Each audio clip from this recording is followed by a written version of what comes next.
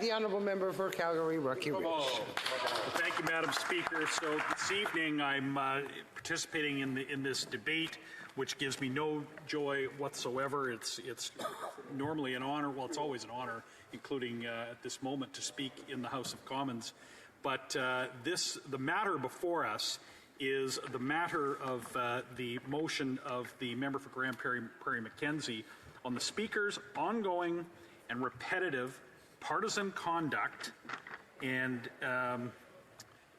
outside of the chamber, which is a betrayal of the traditions and expectations of his office and a breach of trust that were required to discharge his duties and responsibilities, all of which this House judges to be a serious contempt and therefore declares that the office of Speaker shall be vacated.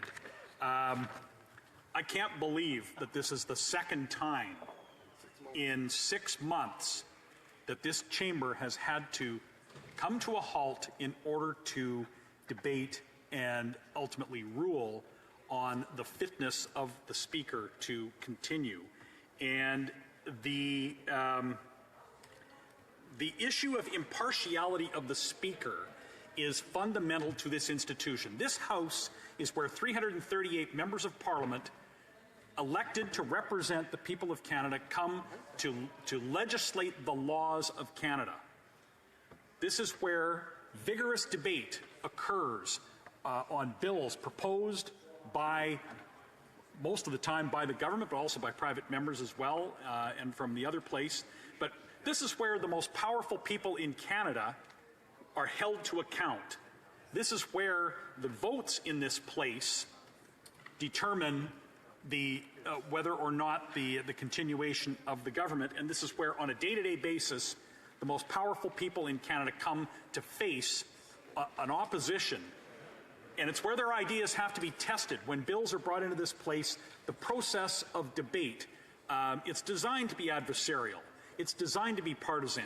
If the government is going to propose a bill to change the laws of Canada and impose law on Canada, it has to be tested by an opposition. And the only way that the democratic privileges of Canadians can be protected is through an impartial Speaker whose impartiality is absolutely beyond reproach.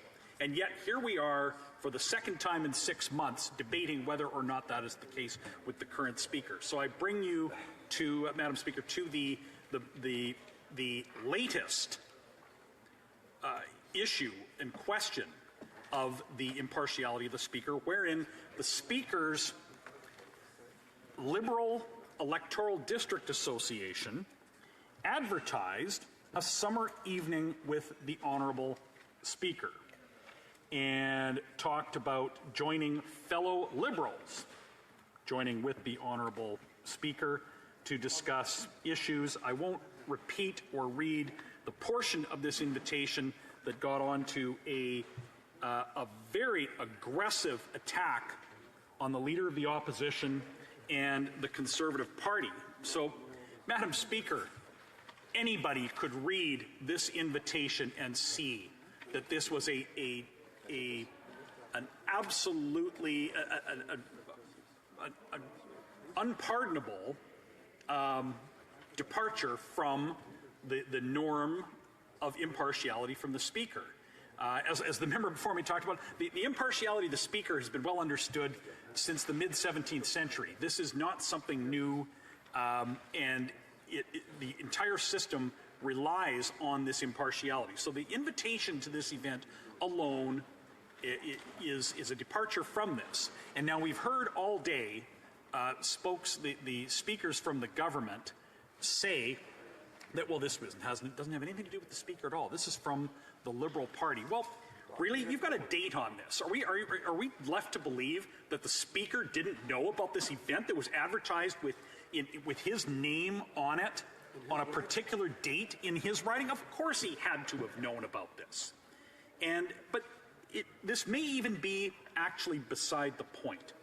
Once one is elected Speaker, wouldn't one of the very first things that any newly elected Speaker do, would it not be to sit down with the officials of your electoral district association for your party and tell them, You can't advertise fundraising with my name. You can't do it. Everybody knows this. It's so simple. Especially after 5 times. And this, and there's just no excuse for it.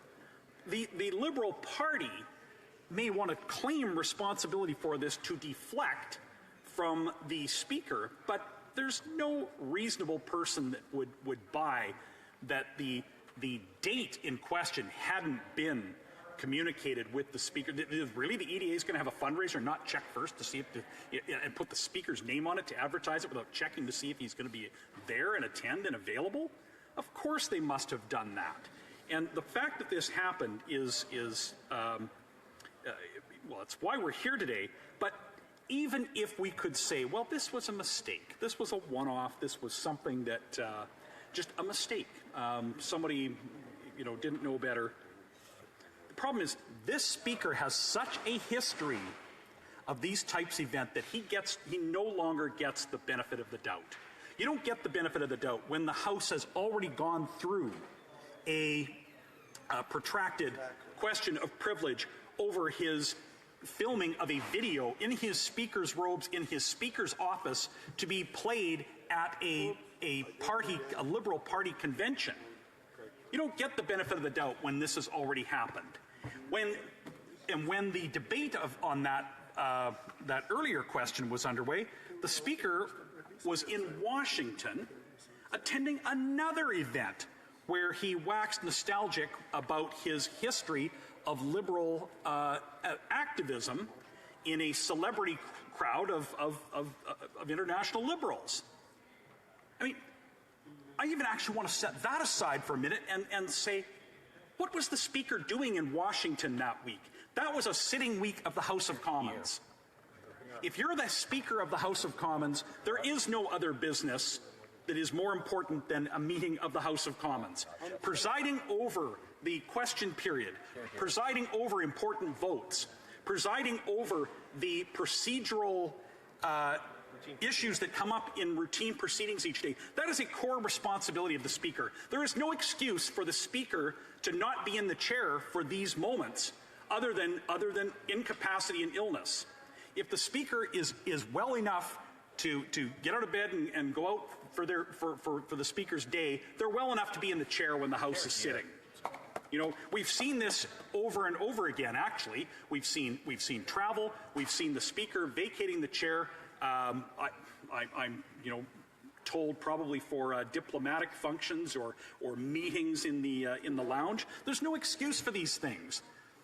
The Speaker ran on a platform to be Speaker, saying that nobody pays to see the ref. It's all about the players. But under this Speaker, it's been about the Speaker, and that is just as offensive as the constant partisanship. We have other examples of his partisanship. He attended an event for the Liberal member of the National Assembly in his riding. He got a former Liberal MP to write an op-ed to prop up his own standing and attack the Conservatives. Again, this partisan attack.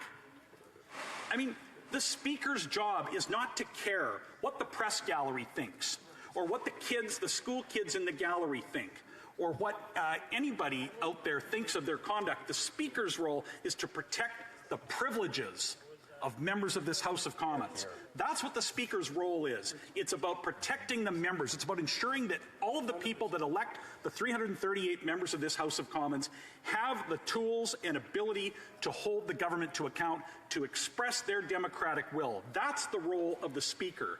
Not hanging out with diplomats, not flying off to Washington, not any of these other things. But, this even takes us to, and in the Speaker's role of having to protect members' privileges, we're still waiting for a ruling.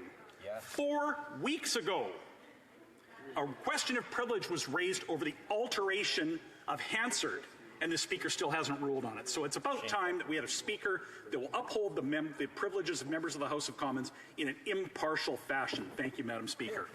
Great. Questions and comments? Questions et commentaires? The Honourable Government House Leader, the Parliamentary Secretary to the Government House Leader. Yes, thank you, Madam Speaker. You know, we know why it is that we're actually here today, because of the Conservatives' persistence on playing a shameful game of character assassination. And let me tell the member, when he recognizes that the issue is because of something that was posted on the media, on a social media, a website, and you have a third party saying, we are the ones that did it, and apologizing to the Speaker's office for doing it and taking full responsibility. Then when I posed the question to the Deputy Leader, her response to that question is, why should the Speaker be held blamed? Well, her response in essence is that he probably might have, most likely, have approved of it.